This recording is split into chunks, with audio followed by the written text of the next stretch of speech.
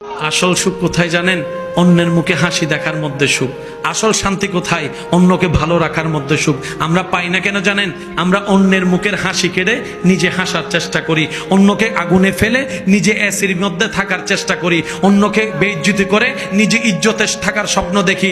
কখনো পাওয়া যাবে না, কখনো পাওয়া যাবে না। কারণ রবের বান্দাকে, রবের সৃষ্টিকে যে কষ্ট দিবে, রব তাকে কখনো ছাড়বে না, রব তাকে কখনো ছাড়বে না, রব তাকে কখনো ছাড়বে না। রব্বুল আলামিন অতীত বর্তমান সব জানার পরও হাসরের বিচার রেখেছেন। তার অন্যতম একটা কারণ হচ্ছে এই দুনিয়াতে যারা টাকার কারণে বিচার পায় নাই, সম্পদের কারণে বিচার পায় নাই, পাওয়ার না থাকার কারণে বিচার পায় নাই, সম্পদের জুলুমের কারণে অত্যাচারিত হয়েছে, বিচার পায় নাই। আল্লাহ সবাইকে হাসরে নিয়ে বলবে, বান্দা দুনিয়াতে তো টাকার কাছে তোর ন্যায় বিচার হেরে গেছিল, শক্তির সামনে তোর ন্যায় বিচার হেরে গেছিল, জনপাওয়ার না থাকার কারণে তোর পক্ষে কেউ কথা বলে নাই। ও বান্দা, হাসরে আনছি আমি, আল্লাহ আছি তোর পক্ষে, এবার আমি ন্যায় বিচার করেই দেখাবো।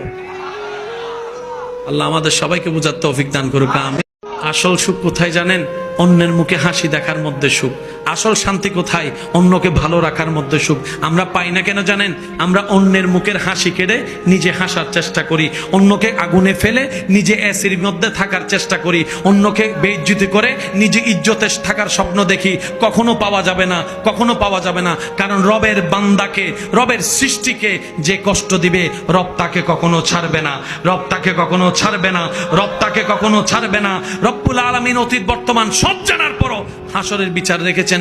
তার অন্যতম একটা কারণ হচ্ছে এই দুনিয়াতে যারা টাকার কারণে বিচার পায় নাই, সম্পদের কারণে বিচার পায় নাই, পাওয়ার না থাকার কারণে বিচার পায় নাই, সম্পদের জুলুমের কারণে অত্যাচারিত হয়েছে, বিচার পায় নাই। আল্লাহ সবাইকে হাসরে নিয়ে বলবে, বান্দা দুনিয়াতে তো টাকার কাছে তোর ন্যায় বিচার হেরে গেছিল, শক্তির সামনে তোর ন্যায় বিচার হেরে গেছিল, জনপাওয়ার না থাকার কারণে তোর পক্ষে কেউ কথা বলে নাই। ও বান্দা, হাসরে আনছি আমি, আল্লাহ আছি তোর পক্ষে, এবার আমি ন্যায় বিচার করেই দেখাবো। আল্লাহ আমাদের সবাইকে বুঝার তৌফিক দান করুক।